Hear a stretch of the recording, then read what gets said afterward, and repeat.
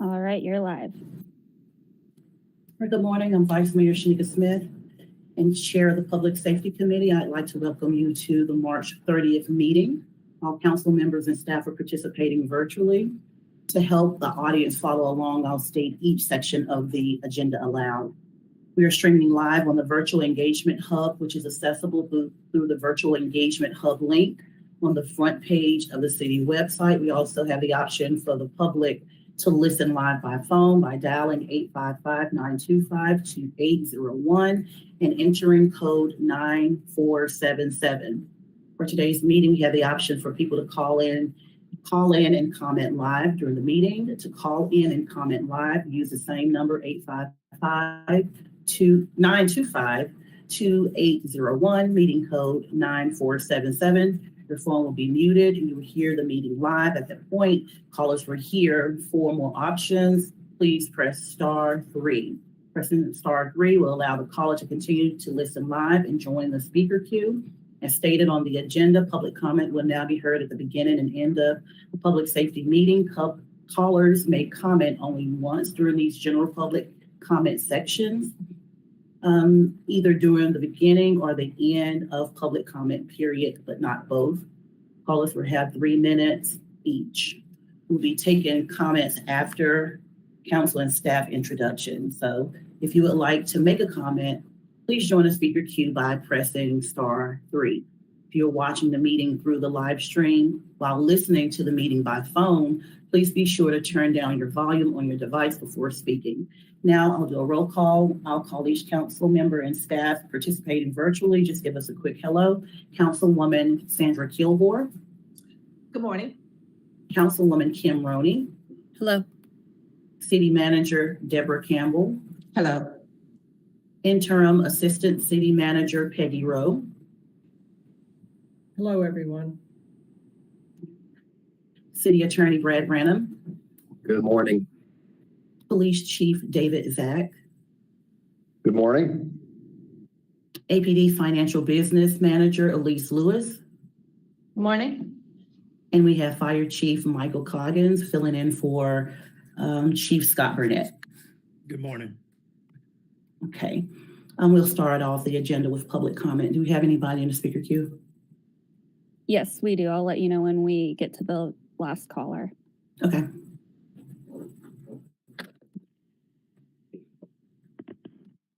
Caller ending in 2266, your line is open. I'm going to comment at the end. Okay. I will make a note of that. This is Grant Millen. I'm going to comment at the end. Thank you. I'll wait.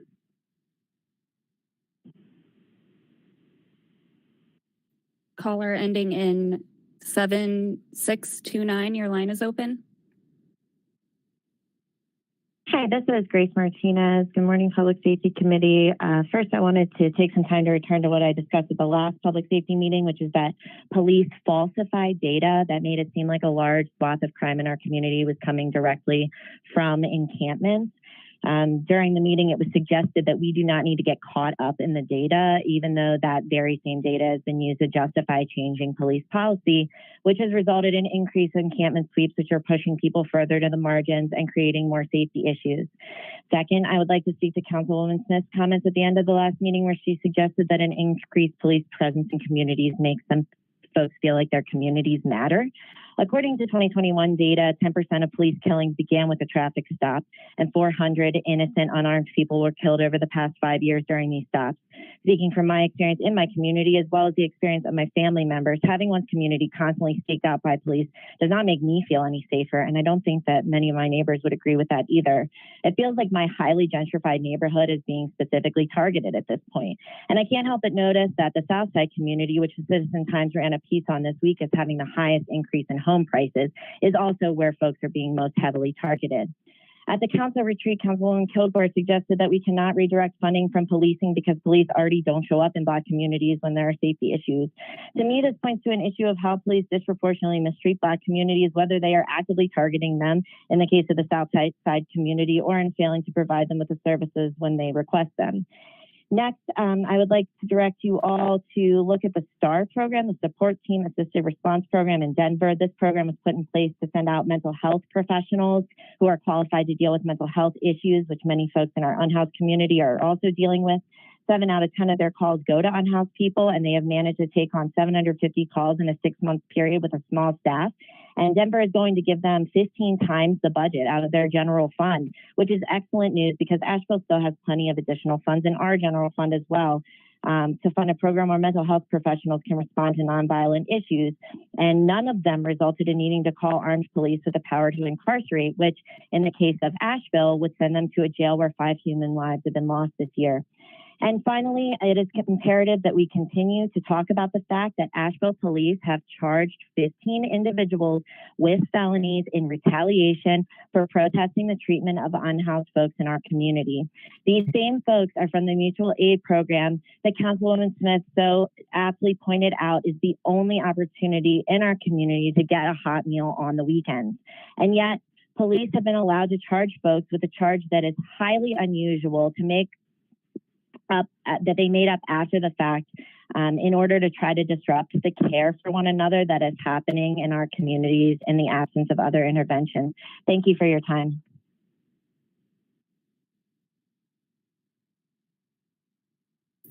That was our last caller. Okay. Moving to the approval of the minutes. Can I get a motion and a second to approve the minutes from February? So moved. This is Kim, second. Okay, I'll do a roll call vote for the approval of the minutes. Councilwoman Kilgore? Aye. Aye. Councilwoman Roney? Aye. And myself, aye. Minutes have been approved. Next on our agenda is a request to add funds to an existing contract for a new hire background investigation service. Elise will be presenting this item. Thank you. So the Asheville Police Department is requesting that you allow us to add additional funding to an existing contract that we have with USS ISS agency for a new hire background investigation services. The request is also to allow the city manager to approve any future increases due to volume or contract renewal. And we request that this move forward to council on April 12th, 2022 for approval. APD entered into this contract on August 1st, 2021 with the USS ISS agency, in which they would supply us new hire background investigation services for sworn and non-sworn vacancies. All police officer candidates and civilian employees that work for APD must pass a background investigation before they are hired. We are currently understaffed and do not have the sworn administrative staff available to complete these hiring functions, especially given the large increases in volume of new personnel needing to be vetted for hire. Since the execution of the original contract, the vendor has completed 26 full background checks, 3 partial background checks, and 10 non-sworn background investigations, as well as 2 polygraphs for a total of $59,574.40. So this leaves us only $20,425.60 available for the next 6 invoicing periods. APD is requesting approval from council to add the funding to our existing contract with them, which brings the contract total up from $80,000 to $140,000. And we will be using existing operating funds to increase this contract amount. We've also requested additional funding for the fiscal year 23 budget to cover these increased costing needs. So our key takeaways here, we would like to request that we are allowed to add the additional funding to the existing contract, as well as allow the city manager to approve any future increases due to volume or contract renewal. And the requested action is to move this contract funding increase forward to full council for approval on April 12th of 22. All right, thank you, Elise. Any questions from the committee? Kim? Because this contract is new since 2021, what is our standard operating procedure for evaluating the outcomes of contracts such as these in such a short period of time? Well, since this one was new, we've been keeping an eye on the monthly invoices to see exactly how many people, are going through this process and keeping an eye on the amount of money being, spent on it. So we had set some money aside in operating budget that we didn't put on the contract because we didn't know initially exactly how much volume there was going to be going through here, depending on, the number of candidates that applied. So we just continually monitor it, and that's why we've changed, or added more money to it for fiscal year 23 for the budget based on the current Thank you. activity. And what's the difference between, I saw that there were 3 partial background checks. Can you explain the difference between a partial and a full background check? I think that some of the partials are for the non-sworn. I can't. So we have for the full background checks for an officer is much more in depth than a non-sworn. They go into a lot more information on a sworn officer. So part of those partials are for the non-sworn positions. Some of the non-sworn positions they've done backgrounds for. Thank you. I'm prepared to approve the contract, but for this contract period, I think we're going to need to review and make sure that we're getting the outcomes we need. So an automatic approval moving forward, I would like to not include in the motion.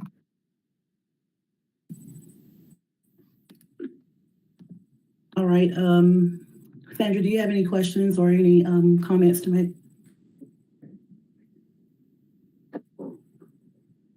Okay, I make a motion to recommend the adoption of a resolution to allow APD to add additional funding to the existing contract with ISS Agency LLC for a new hire background investigation services, as well as allow the city manager to approve any further increases due to volume or contract renewal to be moved forward to City Council on April 12, 2022. This is Kim. I make a friendly amendment to remove the automatic approval by the city manager. I'd like to see that come back to the city council to make sure that we know why the contract would continue to increase. Okay, I need to understand better, like, in what form does it come back to council? Are you suggesting it come back to public safety? Sure, come back to public safety and council the same way that this one has. Okay, that is a friendly amendment added to the motion. Is there a second?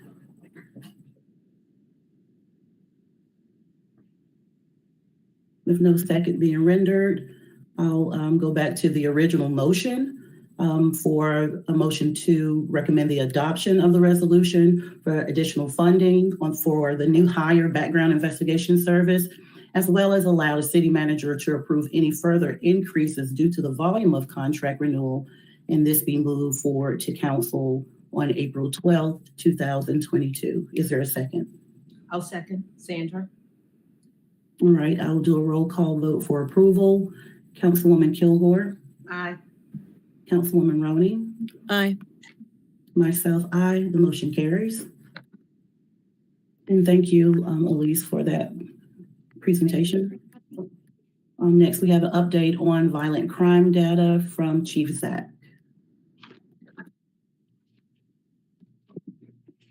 Thank you. Jenna, we have the presentation. Thank you.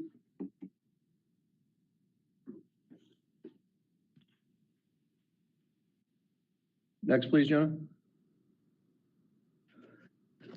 Okay, our key takeaways from today's presentation is that violent crime has been increasing in many municipalities across the nation, across North Carolina, and in Asheville. APD has prioritized gun violence reduction in an effort to address the most severe cases of violent crime.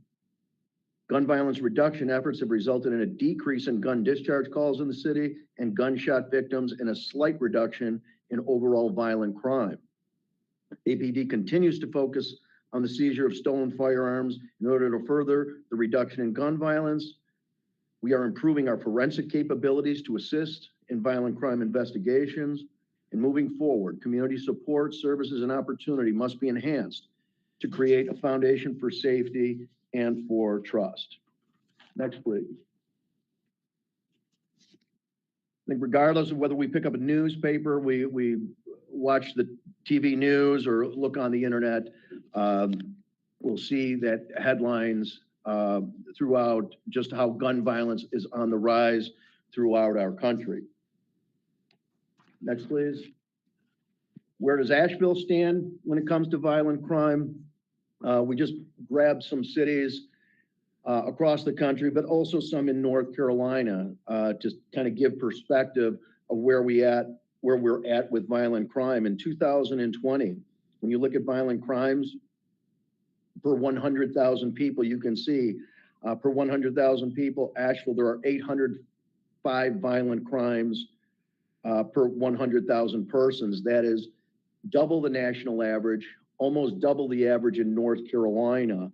And you can kind of see where we fit in. And again, these were just random cities that we selected, some just because of their proximity to Asheville, but just some national perspective as well as we throw New York, Charlotte, and Chicago in there. So you can see of most concern to us is that our violent crime is nearly twice that of the national average and almost twice that of all of North Carolina. Next, please. How we've gotten to this point, we've taken kind of a 5-year snapshot here between 2016 and 2020. We don't have our 2021 numbers complete yet. But the primary point being that North Carolina as a state saw a 13% increase in violent crime over this period. But here in Asheville, we've seen a 31%. So that rise in violent crime has been significant over the last 5 years. And you can see where a couple other North Carolina cities fit in there. And actually, Fayetteville has experienced a 32% rise over the last 5 years. Next, please. So what this chart intends to show is really what's driving the rise in violent crime in our city since over the last 5 years. So you can see when we're talking about violent crime, we're talking about murder, sex crimes, robbery, and also aggravated assaults as your primary violent crimes. Homicide, rape, robbery, those numbers have stayed somewhat level over the 5-year period.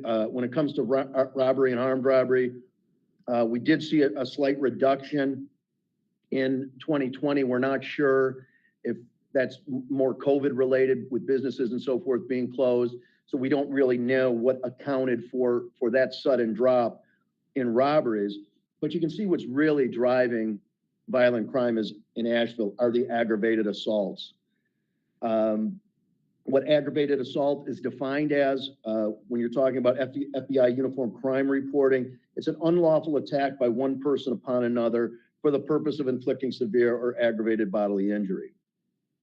UCR program further specified that this type of assault is usually accompanied by the use of a weapon or by other means likely to produce death or great bodily harm.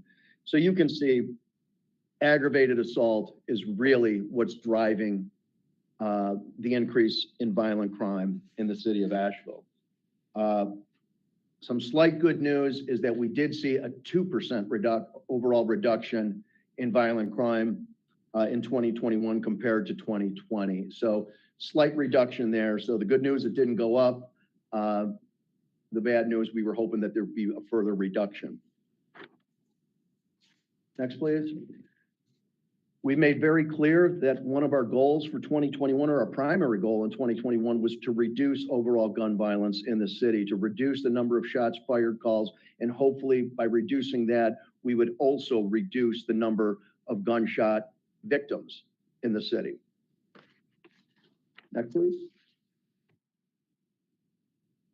As I said, fortunately, homicide has not, and murders have not seen a major increase in our city like they have in many cities across the country. Our homicide rate has been relatively flat and steady. Unfortunately, you know, every homicide is a tragedy, and you know, we're pleased that that number has not grown as it has, but of course, you know, we're compassionate to all victims. Since 2017, we've had 42 homicides in our city. The clearance rate, and when we talk about the clearance rate, that's cases that have been solved. Our police department has been very proactive and done a very good job in solving these homicides. Our clearance rate over this period has been 71%, and that's 10% higher than what the national average was in 2019, the last time a study was done. But I was recently reading another article on 2021 numbers where the clearance rate nationally has actually dropped to almost 50%. So as far as solving cases, our detectives, our patrol officers are doing an excellent job in not only protecting the crime scenes, doing the initial investigations, but following through with prosecution. We've done very, very well at clearing these cases. Next, please. As I said, a primary goal for us in 2021 was to reduce the number of gun discharge calls. We saw a steady rise from 2018 to 2020, where in 2020, we actually answered 652 calls of shots fired in the city, which was a very, very high number. We finally, this is the first time in 4 years, we were actually able to reduce that number. So in 2021, there was a 16% reduction in gun discharge calls for service compared to the prior year. Next, please. A contributing factor for those gun discharge calls and OSHA or gunshot victims is there's been a sharp increase in the number of stolen firearms reported. In 2021 alone, there was a 77% increase in the number of stolen firearms reported compared to 2020. Normally, we get about 104 per year, but you can see in 2021, reports of stolen firearms was 194, almost double. Next, please. As far as firearms seized and getting guns off the street, and these are guns that are used during they're usually illegally owned, illegally obtained, illegally possessed, and used during the commission of crime. We saw a 16% increase in the number of guns that we've taken off the street. Normally, our average is 208 per year, but you can see in 2021, we took over 234 guns off the street. So we saw a significant increase from 2020, a 13% increase in guns seized.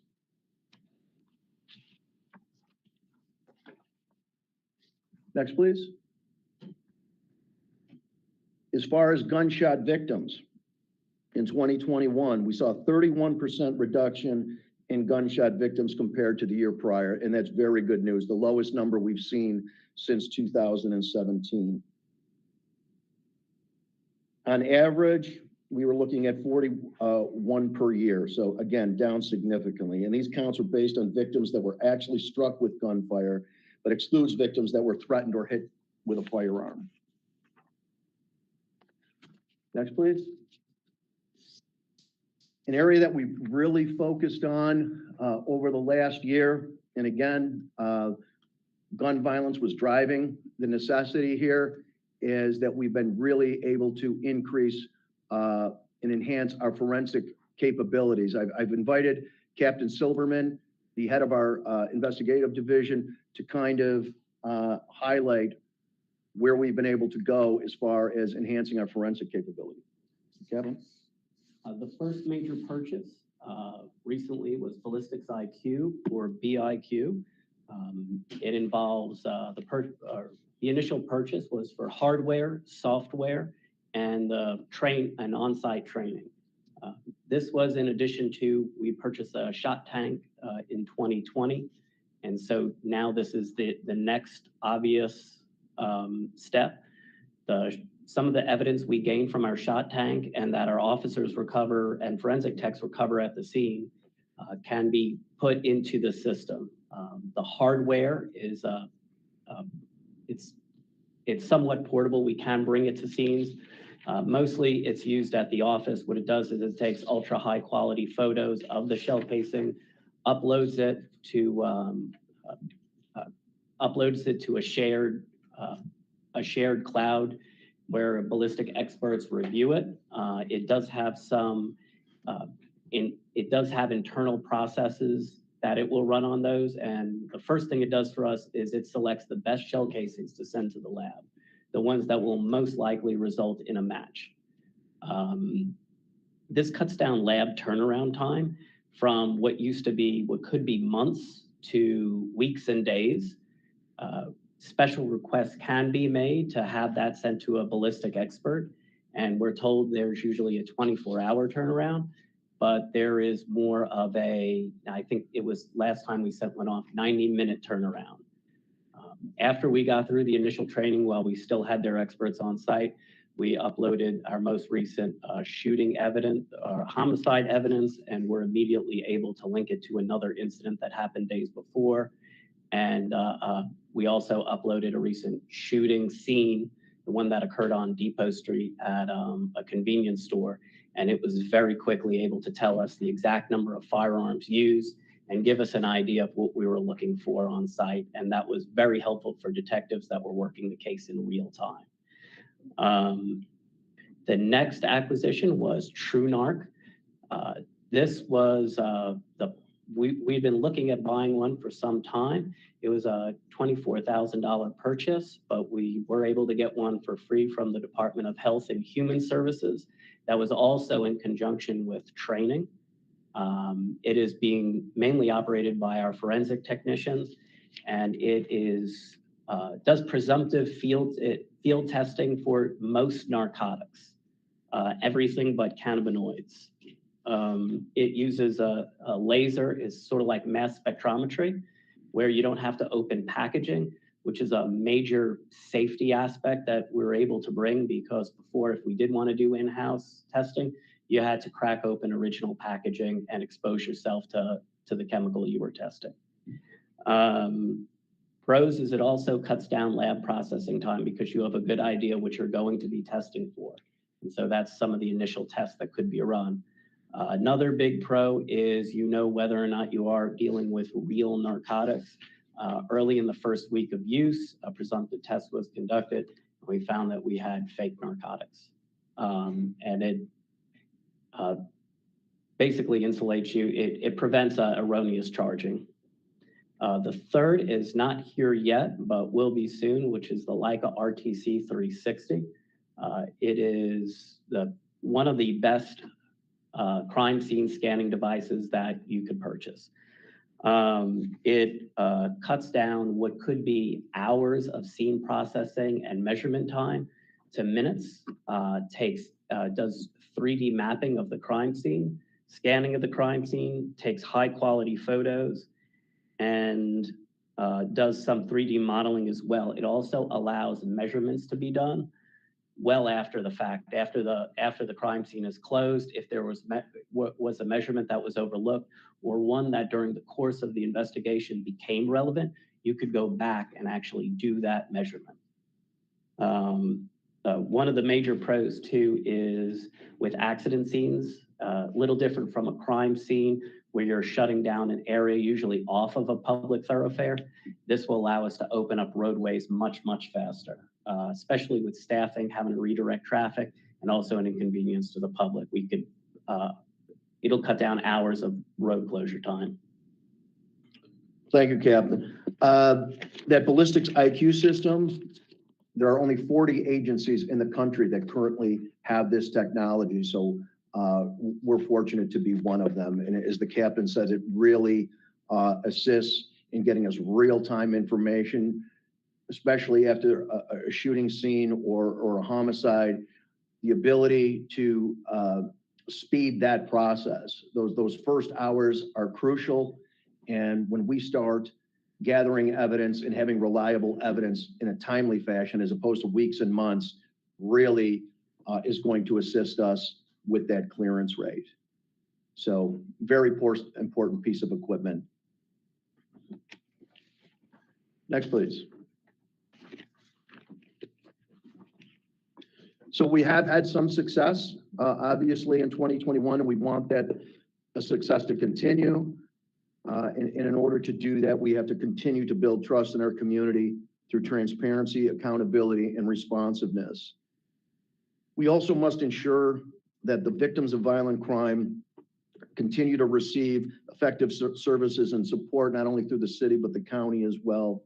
And we still want to work with our community members, and many who've had similar lived experience, who are credible messengers to assist us in the prevention of violence, so we're not only responding to violence. Some of the things that we have done that have been very successful, obviously, I've talked about it many times, is our Tip 411 anonymous tip line. We continue to get a tremendous amount of information supplied to us from the community in some of these instances where violent crime has occurred. In 2021, we reformed our community engagement division. Currently, that division has really been closely tied to issues that affect houselessness in the city, but ultimately, when we're fully staffed, is we really want to get those officers into the neighborhoods and really building relationships and building trust. That's the ultimate goal of that division. Again, we're a little bit understaffed, but that is the long-term goal. We'll be rolling out our Lights On program. Again, that's a voucher system when we're dealing with equipment defects, particularly lighting defects on vehicles. Again, we don't want to be punitive. We want to provide solutions, and we hope that that continues to build trust in our community, where people are more willing to talk to us and come forward, which is so vital to the reduction of violent crime. And finally, we're still working with community leaders and trying to identify community partners to assist us in violence interruption. We've had a number of talks with a number of different leaders. And again, we want to expand on that and just get the community more involved at the front end before violence occurs, not after. So we're still working on building relationships and partnerships there. Next, please. So our takeaways, again, violent crime has been increasing in many municipalities across the nation, across our state and Asheville. APD has prioritized gun violence reduction in an effort to address the most severe cases of violent crime. Our efforts have resulted in a decrease in gun discharge calls and gunshot victims. We continue to focus on the seizure of stolen firearms in order to further the reduction in gun violence. We're improving our forensic capabilities to assist in violent crime investigations. And just moving forward, community support, services, and opportunity must be enhanced to create a foundation for safety and for trust. With that, I'll take your questions. Hi, Sandra. Hi, thank you. Good morning, Chief Zach. I have a couple of questions. Could we go back to slide 8, please? Okay, and I was looking at slide 8, and I was actually, in 2018, where it was, just a whole lot higher incident record, I was just wondering, is there a correlation do you see a correlation in drug activity and homicides? And if so, what would you say the homicide percentage of those victims are related to drug activity? Because that gives us an idea of what the real problem is as far as our homicide. I'm just getting an idea of how many are not involved, homicides were not involved in the drug activity part.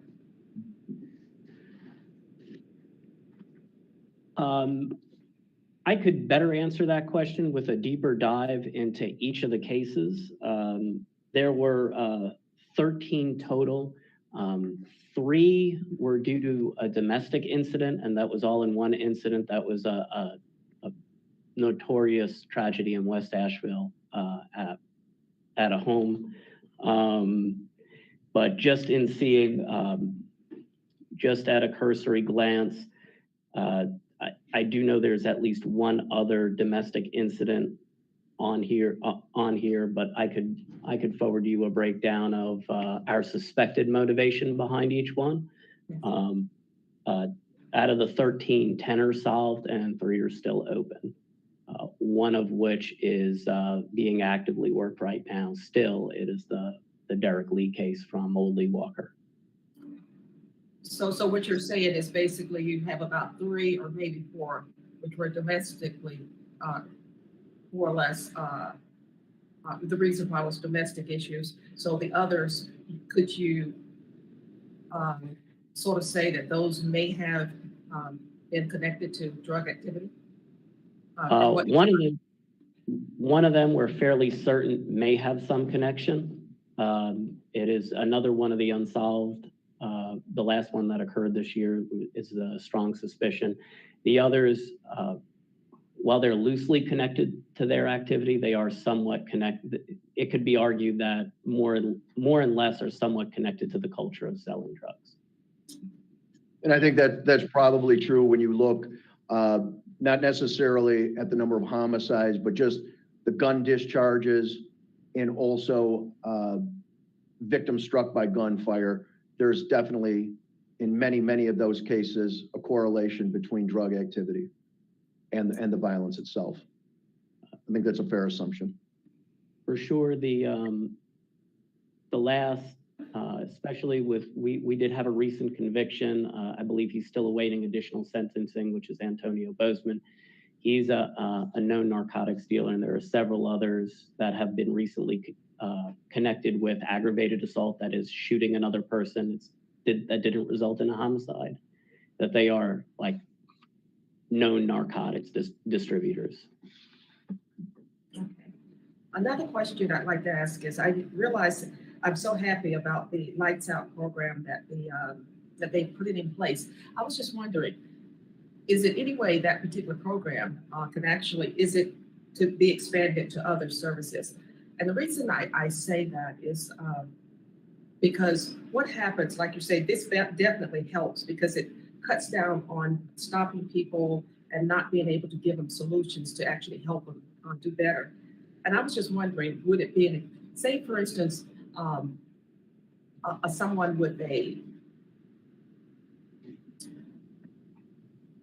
maybe an expired or temporary tag that's actually, just different things like that that may actually help the community, where it was not done purposefully, but it puts them in a predicament to as to being able to be fined more, where they don't even have the money to even pay the fine, or they don't have the money to correct the issue.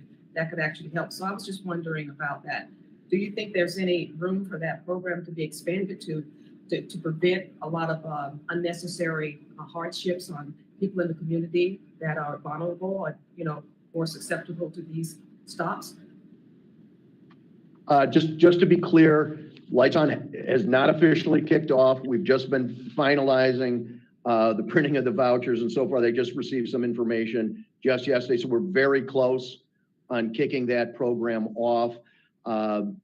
We finalized, one of the key components is actually to have the repair shops on board. So we were just in conference last week where we have found those repair shops who are willing to accept the voucher. So there were some logistical things that still had to be finalized, which we've done. So we will be kicking that off very shortly. As far as expanding the program, obviously we'll gauge the success of the current one. And if it can be expanded, we'll look into that. But obviously that becomes a financial issue. Lighting defects are relatively inexpensive repairs. If we start getting into other areas, the expense could become greater. As far as when we talk about expired tags and so forth, we do realize the financial impact that can create, especially if a vehicle is towed or impounded. So what we look for there and what we're trying to educate our officers on is those expenses, and that we encourage our officers, not only to keep the highway safe, but also to exercise discretion in issuing those summonses. So that's an important part, and we want our officers to be empathetic with the plight, especially with those suffering from financial hardship, that just how much, what these costs actually are on the individual. So most of that is tied to discretion, but of course, we also have to keep our highways safe. So if we do have a vehicle with, significant equipment defects, it is important to get that car off the road. So it really is a balancing act. But we can always look to expand programs, but a lot of it will come down to finance as well. So this is a good start for us, and we'll see where it leads us. Thank you. Captain Silverman, I have a question for you concerning the gun discharge calls for service. When you're using ballistic IQ, can that lead you to the assumption that some of the calls for service are actually calls that lead to the same gun, the same players? So, yes, we had already been able to work. We had been working with the state lab for since late 2020, and our crime analyst was directly piped into it, Doug Ozer, and we were connecting different gun discharge incidents, and especially if they were located around an area. We're also looking to connect those to actual intelligence. So even if we had just evidence in one, especially if it was one known to be in the middle, do we have the same doer for each one of them? That was already in process. The trouble with that is we would get that information well out, like it could be months out. And at that point, the cases were much, much harder to work. With Ballistics IQ, what that lets us do is it gives it to us in real time. Ballistics IQ doesn't take away the human intelligence aspect of detective work, which is the most important aspect of it, but it actually enhances it. Detectives, instead of having to go back and re-interview or go back and look for evidence and information, they're able to get it in real time. So the investigations on the front end are much, much better, and we're already seeing that. Because I know we have a lot of guns on the streets, and I know that there's a lot of gun discharge, but I believe the community and a lot of groups of people also believe that there are a few players who are just being very out of control. So out of the 547 calls for service, it will be great to know how many guns were used based on our testing of shell casings. Absolutely. I mean, and we've been to some of these scenes where, 30, 40 shots may have been fired and find out that only 2 or 3 guns were actually involved. But the ability to connect cases, there may be more evidence at one scene than another, but when you can start connecting those cases together rapidly, you can use that evidence from perhaps another scene to tie it to another crime and really start to narrow down your suspect list much quicker. And again, before it was taking us months to make those connections. Now we're making those connections with hours. And hopefully that will help us as well, not only just on the investigative end, but when we start tying incidents together, that's where we can really start to expand on our ability to interrupt violence before it takes place. When you start making connections and drawing specific suspects to similar incidents and just get to those individuals quicker. So it really, again, cuts down on investigative time, lead time, and also just allows us potentially to have a more proactive approach. So technology in this area was badly needed. And again, we're one of only 40 agencies in the country who are using this. So it's quite a boon to our investigative services. When it comes to seizing stolen firearms, like what does that effort look like? How are we able to retrieve stolen firearms? Unless we're doing traffic stops or randoms, like how are you led to identify or to seize something that's a firearm that's stolen? So intelligence comes from a number of different places, one of which is Ballistic IQ now, especially. And to what you said, there is a small group of different individuals in different places that terrorize specific communities.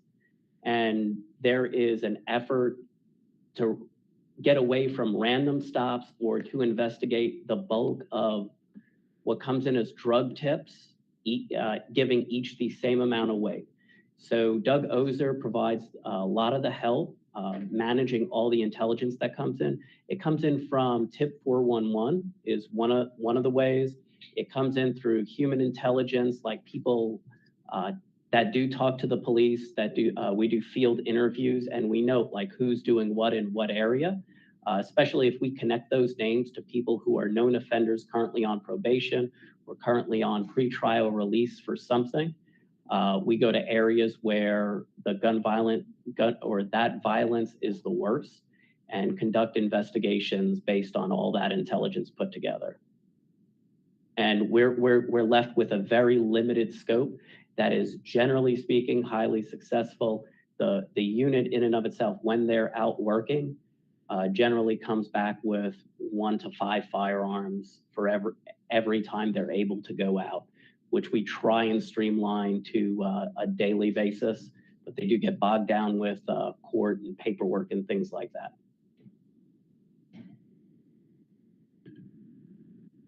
Our approach is very targeted. Again, we're relying less on, just recovering something on a routine traffic stop. We're not doing that.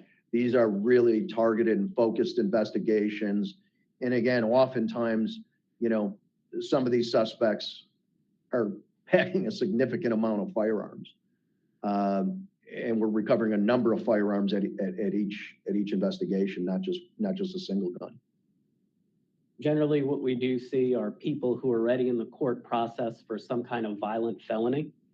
When we do encounter them, there's generally the presence of hard drugs, usually fentanyl, and the firearms, very often they're found to be stolen, or we strongly suspect, just based on some of the evidence, like a right-handed person in possession of a firearm modified for a left-handed person that came up this morning. We strongly suspect they were stolen and are just not reported.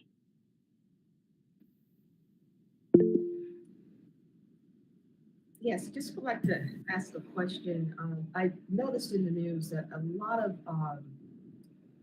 firearms and drug activity has been have been sort of placed in custody as far as, and I'm just wondering, with all of that going on, have you all seen any kind of difference as far as the drug activity in light of all the arrests that have been made? Do you see it that it's made an impact in the communities? Go ahead. For major seizures, sometimes we'll see small impacts that are localized, but those are only for larger seizures.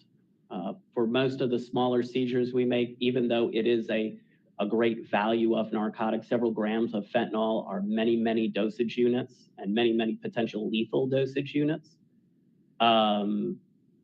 Generally speaking, it's very hard to quantify, do we actually see a decrease in that area? What happens after seizure? What happens? What happens? Like, are the guns offered to be sold? Like, how do we get off of them? So after seizure, there are a lot of lab processes that become associated with the gun, and the gun is technically evidence, and it is held pending a court process. If eventually we're done with that court process and there's some kind of end, either through a conviction or through a dismissal, but we don't need it as evidence anymore, it's returned to the lawful owner. If there is no lawful owner and it is still evidence, it would have to be released to us by court, and they are sold, and it would eventually be sold. And it's sold to a vendor, individuals? Like, how does that work? It's sold to a vendor, FAA license holder. Or, I'm sorry, FFL license holder. Okay, any more questions? Thank you all. Any more questions from the committee? This is Kim. Wanted to go back to the conversation around violence interrupters. We know that our young people are having incidents with violence, and it would help to have a greater understanding of who's been reached out to, and our youth mentors and community leaders that work with youth being included in those conversations. Yeah, I started those conversations when I first arrived here in Asheville. I had several community leaders express interest in assisting us with that, and some have now changed their mind on assisting us for various reasons. So we're always looking for partners. That work continues, and hopefully we'll be able to identify some. Thank you. But it has not been an easy process.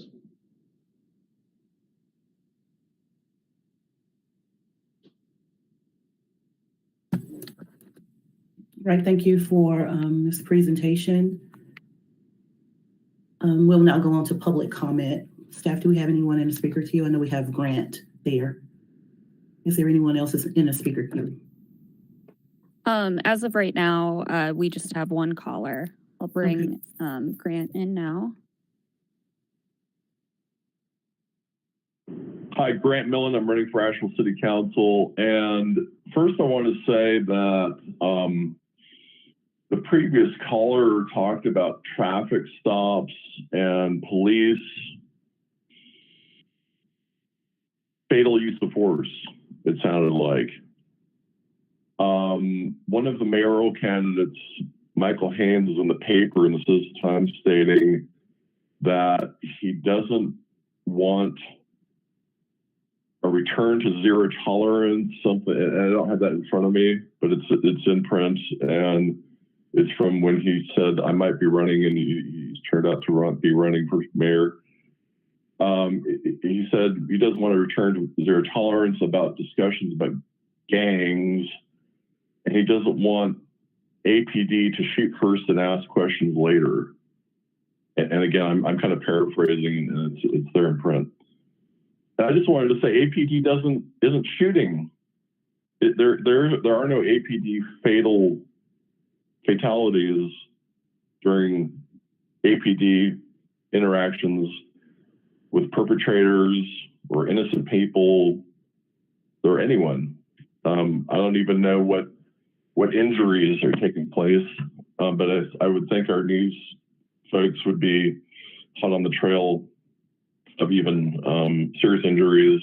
And unfortunately, there was a serious injury, for example, with the June 2020 civil unrest period. And I sent a couple of emails. The second email, it didn't seem to get into the record for today's documents for the PSC meet. That one was saying we need to see a 20-year graph on really all crime, because they can get the different calls for service, can get there's a whole bunch of different things going on.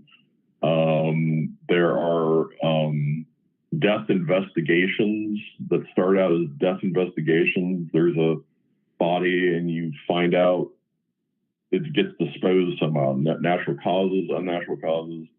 So there are a whole bunch of things that could go on. And APD has a lot going on already. So data is just, it can't be the only thing that they're doing. And I just finally wanted to say the idea that we aren't going to be talking about gangs, and gang isn't a very good term. Organized crime is what is involved with illegally manufactured fentanyl. That ban on talking about organized crime in Asheville is over.